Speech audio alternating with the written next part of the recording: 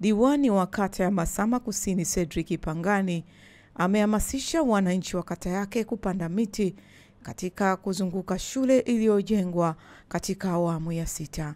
Katika shule hiyo ya msingi mpya ya Sadala wilayani Hai mkoani Kilimanjaro, Mheshimiwa Diwani Cedric amesema wanamshukuru Mheshimiwa Rais kwa kujenga shule hiyo na kuchagiza maendeleo ya kata hiyo.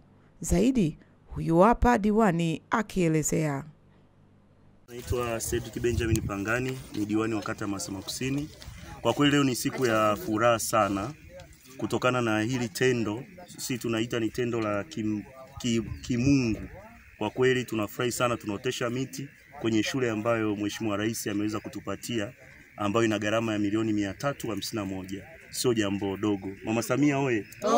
Mama Samia safi. Safi. Lakini kipekee pia nimshukuru sana kaka yangu, ndugu yangu Sashisha Eliniko Mafue, ambaye tulilia maana hivi vitu vinaenda kwa cheni.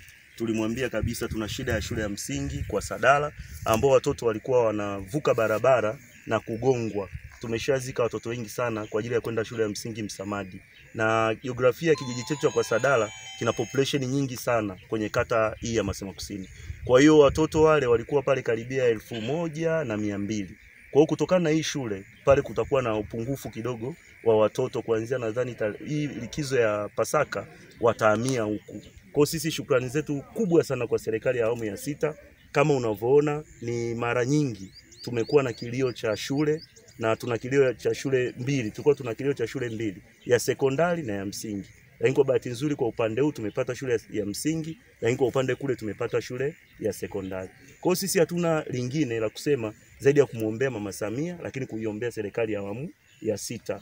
Na kama unavyoona leo nipo na wamama wenzake wanatuma salamu kwa Mama Samia kwa hiki kitendo, kwa sababu kama unavyojua mama ndo anabeba uchungu wa sisi na mama ndo anatuleta duniani.